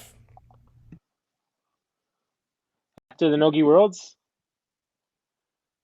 Yes. Yeah, yeah, just like Lucas and my team and my girlfriend, you know what I mean? Like basically the people who spent like be honest, like any athlete who tells you that they have like they have a big circle of friends they hang out with all the time, I don't really believe it. Like when you're in camp, you're only really seeing your coach, your girlfriend, and your training partners most of the time. You know what I mean? So it was just all of them, you know what I mean? And them and all the people that were like it hasn't happened yet, like it's slowly starting to happen, but like all the people that go like this after I win, that raise their hands up, like one of my dreams is to like have like after I win the ADCC championships, everybody going like this, you know what I mean? And then like me looking back, that's probably, that would be like an epic moment for me. But I, yeah, you I know, appreciate like all that, like the reason why I ask this is because when I've worked with people, I've made them write down things as well, and I've seen crazy things happen for those folks. And part of the thing that people have different interpretations of what that means. For me specifically, it is a contract with yourself. It is something that says like, all right, body, all right, mind, you're probably going to be tested so hard. You have to come back to this one elemental thing, which is I promise to keep myself to this and to keep myself accountable. And you might be the only person who cares about this. Your coaches will tell you they care, sure, but they'll care only as much as you do. yeah, The minute you stop caring, they will too. And really, it is hard to explain to people why that becomes a thing, but I really do think that is something that if you're honest with yourself and you say like I do have these shortcomings, I have these weaknesses, if you create the right kind of plan, you can really work around it. So I think that's phenomenal. And thank you for sharing that. That's super dope. Most people wouldn't even share that. That's crazy. And the fact that you would do it on our show is just it's very much appreciated. So yeah. Hey, I'm putting people on a free game right there. Like what? well, I mean, You know what I mean? Because that's one of the secrets. you say that, but it's one part of it. You know, Yeah, if you and I both put down, hey, listen, my goal is to be a champion. I could put it down. That doesn't mean I'm going to get it. And I could work just as hard as you, and maybe I don't get it that time. Maybe it's not my time. So I tell people, I'm like, just because it's not your time this one time doesn't mean it's not going to eventually be your time. But if you yeah, sure as hell don't learn how to use that loss or use that fuel to become that person, then you'll yeah, really waste all of that energy. So it's hard, man. It's a really tough mental game. It's part of the reason why you see people as successful as GSP who goes, oh, I have to take a break because, oh my God, I am my own worst enemy. And I go, I get it, dude. Take all the time you need. So I get that. I'd love to ask this. Where did jiu-jitsu begin for you? Because I've never got the opportunity to ask you about your origin story or where it all happened for you. So where did jiu-jitsu start for you, sir? S- So I, so all honesty to myself, like I had a gift in like wrestling before this. So like I started wrestling when I was like 14 years old, And I went all the way to the college. Like I placed in high school, state, you know what I mean? And then I went to college. And once I got to college, my wrestling really started to take off where I was like getting offers and like and I could have been, going to win national titles. Probably I honestly think I could have been a world champion, but my mind just wasn't the way it is now. Like I didn't do any of the stuff that I do now back then.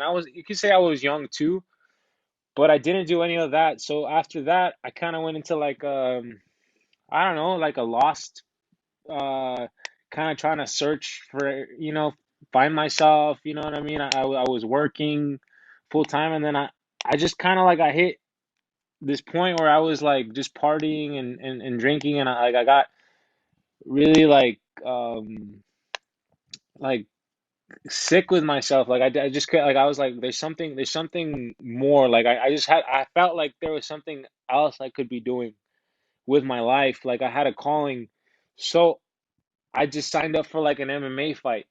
You know what I mean? I signed up for an MMA fight with no coach, no striking coach, no jiu-jitsu coach, no nothing. I just hit up a fight promoter and I was like, "Hey, I want to fight."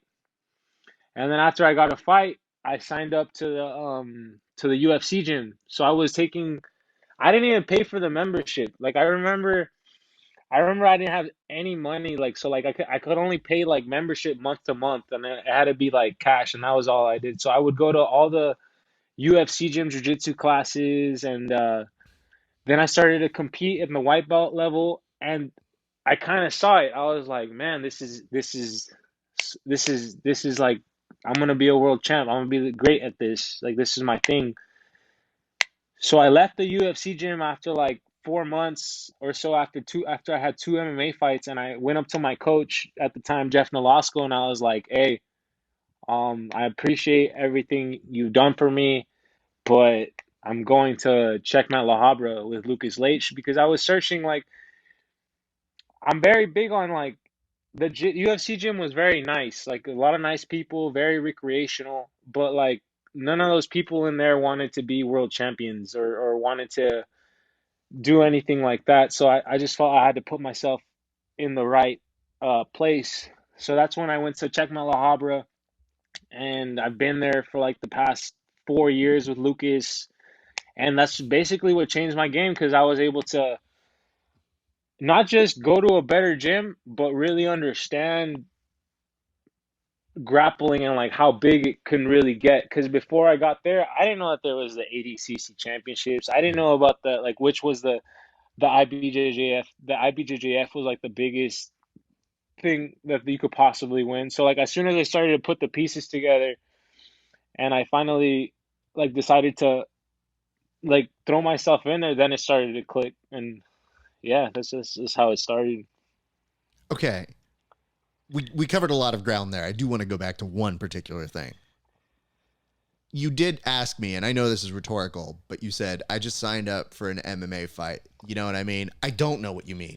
Why, of all things in the world, are you saying, well, I've got a good wrestling base.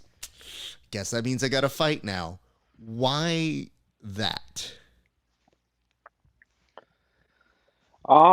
It was just like my goal before jiu-jitsu is to be like a UFC champion. Like I was like, okay, I'm gonna like I need to do something, or I need to like put my foot forward to like doing something. And so I said, okay, I'm gonna be a UFC champion. So I was like, okay, fuck it. Most people would take. I'm telling you, people thought I was crazy.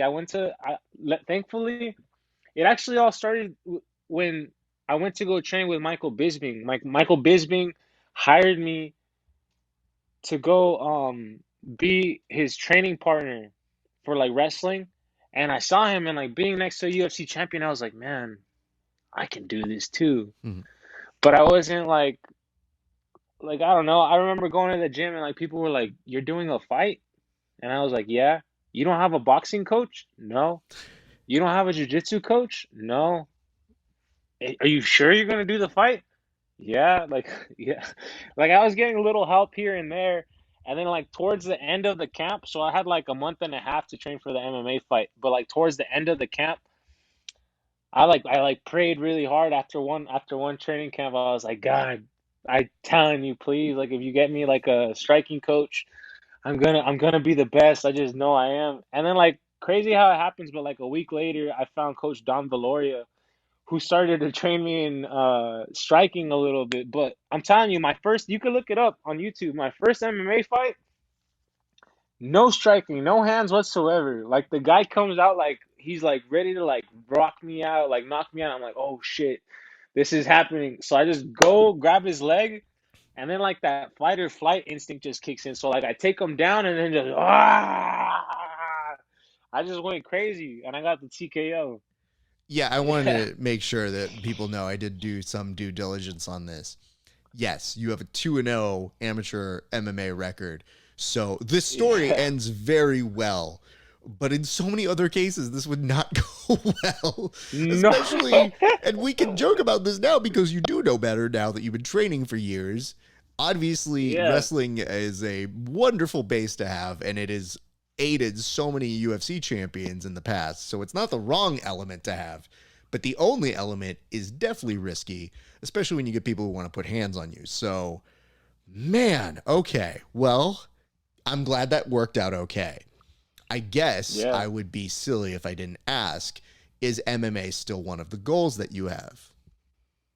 yeah. So like my plan is again, it seems kind of crazy to do it because I haven't been to the ADCC championships yet, but my plan is to win the ADCC trials, get the double gold at the Gi Worlds, and then focus all my efforts onto becoming the ADCC champion in the 88 kilos division. And then after that, I'm gonna feel like I have got the accolades that I wanted in jiu-jitsu and grappling to make the transition and then start um training to be a UFC champion and getting the bag, getting that big money. Absolutely. You could tell when you say, yeah, I dreamt of being a champion, you being the person that writes things down, it just didn't go away. It just means that right now you've got to focus on jiu-jitsu. And so it was important for me to kind of get that sense because it's telling me what your goals are. Obviously, I know for everybody, I actually put up a poll. I think you'll have a similar reaction to this than I do. And for different reasons. You're an active competitor. I'm not. But if I saw the following prompt on our page, it says, are you doing West Coast trials? I have a 50-50 split on my poll.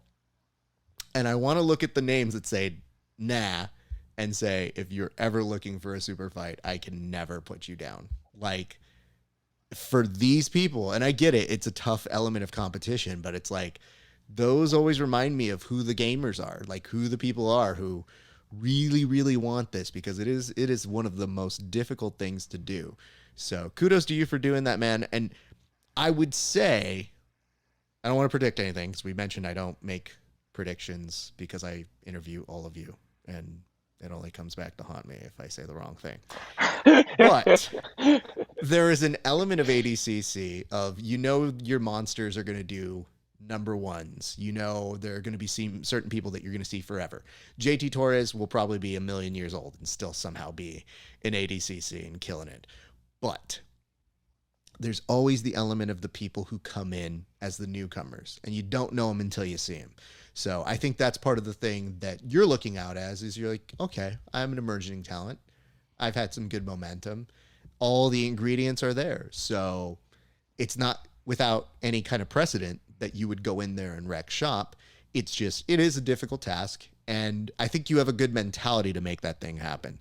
And I'm pretty sure it's already in there, but if that is already in the book that you have shown us here today, I think Oh, it is. it It is. is. I can It guarantee. is. I try not to overread. I just saw hater. That was the one that, Yeah. when you see those like memes that say the first thing that you see, you Yeah, will be. it says I am not a hater or I No, never hate. you're Like not. And like I congratulations. I can tell you that one's a huge accomplishment because you really aren't. But like, that was the first word that came out to me when I was looking on the screen. I just go, oh no. Well, that's how you can tell who I am. Listen, man, I feel good things for what is in store for you in the future. As we start to round this up, I do have a question in terms of the beginnings. You mentioned that you were at a UFC gym. You mentioned you signed up for a UFC fight, or not a UFC fight, an MMA fight at a UFC gym while you were at that place, even then, before then. When did you know that you fell in love with jiu-jitsu? It happens for different people at different times. And for you in particular, to make this a way of life, there has to be one moment, if not certain moments, that really played a role in making you say, no, this is where I need to be, and I love it. Do you remember when that happened? Yeah, it was kind of like a it was actually my third white belt tournament. So like I won one, like I just tried like a pajama tournament, and I was like, okay, I won, like that's cool. And then I won my second one, and then my third one, I remember I was working strong on my mentality, but I was like completely broke. Like I paid for a Gatorade with the coins I had in like my backpack, and I wasn't even enough. And the guy gave me the Gatorade, like he gave it to me just because he felt bad for me. He's like, you don't even have to pay for it, just take it. I almost started crying. I was like, man, why am I doing this? You know what I mean? Like I'm too old to, I should have a job and this and that. But I like all those thoughts started coming in my head, but I was like, no, I'm gonna do this. I'm gonna win double gold in this tournament and this and that. And I did it. And then after that, I was like, okay, like I see it. You know what I mean? That's kind of like when I was like, I started believing that like, okay, it's gonna work out for me. Like this. I just have to go through the grind. Like even to this day, it's not like super easy, you know what I mean? Like being a full-time athlete, but like I feel like it's gonna pay off in the end, you know what I mean? Like you just have to like I feel like be resilient and believe in yourself, and like God got you, you know what I mean? Like if you're I strongly believe that like if you're doing something good and you're like working really hard, like why like come on, people selling drugs make money and live good. Why can't like why can't like I My man's out here trying to be like, yo, I'm spreading good things and trying to show good morals and ethics. And this drug dealer next to me, oh, you're going to go to the drug dealer? Well, okay, that's fine. all Okay, right. you do what you need to do. I think what ends up Yeah. happening is, you know, I think everybody's situation is different. I think it's very difficult for people to put all apples and oranges in the same box. But what I can say in your case is that it is a perseverance that is, I think, held on the belief there is something better that is supposed to happen. And I think the great part of that journey is that as long as you stay consistent and you stay focused and you learn how to make new goals as you smash other goals, that you are perpetually working towards something. That's how legendary careers are forged. That's how people accomplish more than what they're supposed to. So I really feel like whoever that kid was who signed up for an MMA fight and was batshit crazy for doing it. So let's just be exactly clear on what that was. That was a crazy It is thing to crazy. do. But Yeah. what that guy had was an initiative and a belief in self. And so the fact that you've stayed true to that is part of the reason why you're having success. But now that you've surrounded yourself with people who are able to show you the way and able to keep you on the up and up, I think there's a lot of good things that can happen from that. So I'm rooting for you, man. I love your work. I love what you're doing. And one of the things we love doing on this show is reminding people what you do doesn't go unnoticed. So even back from that Baddest Blue day when I was there taking thousands upon thousands of photos, I was still like, I would take a moment, I would watch your match. And those things are brutal. Was that a no time limit one as well? Yeah, it was no time limit. So it was no time limit submission only. And listen, that's my jam. So I'm all about that life.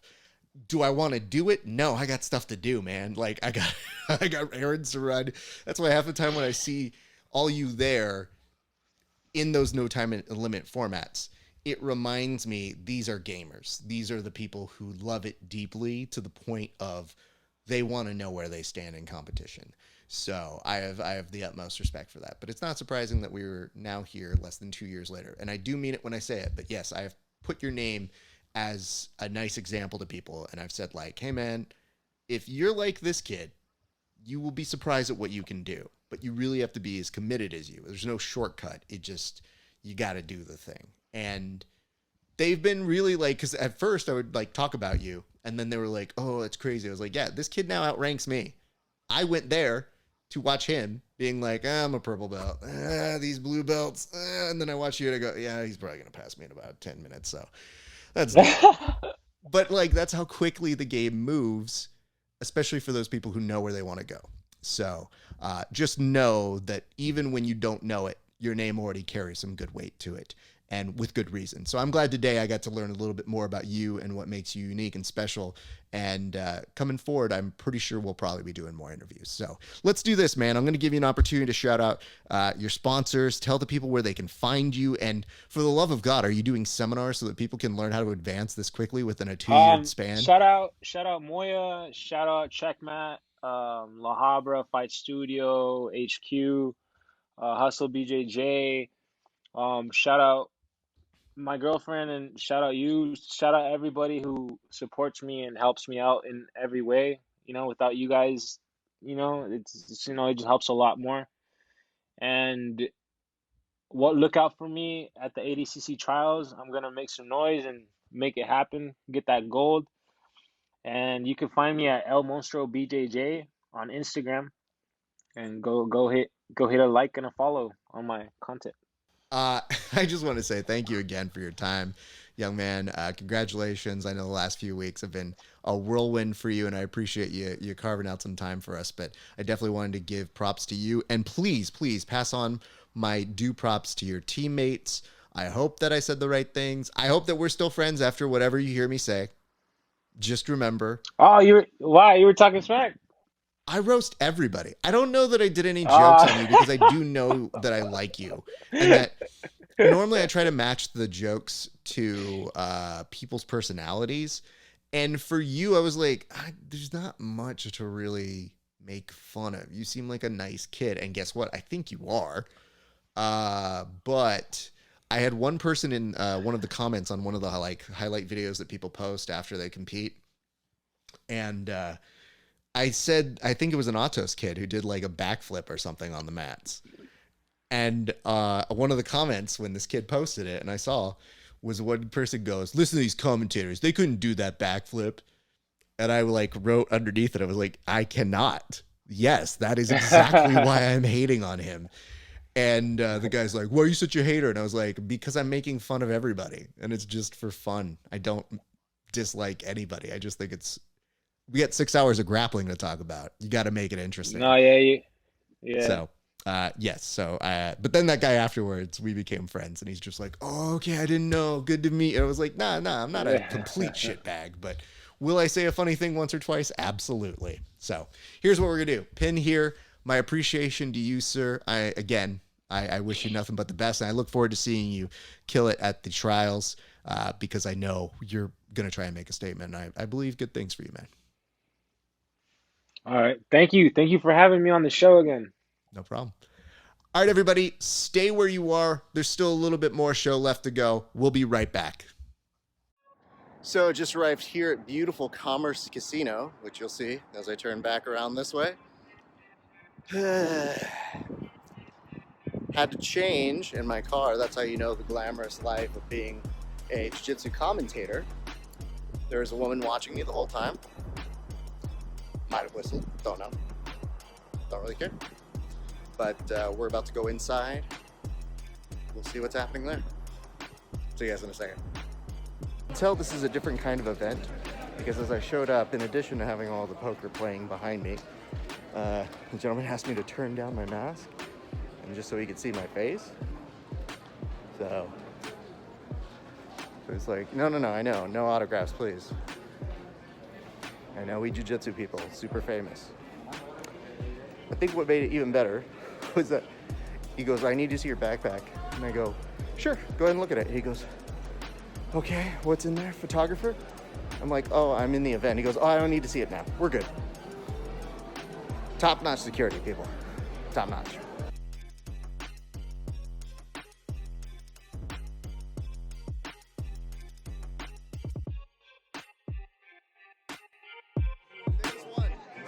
They were very good. It was a great event.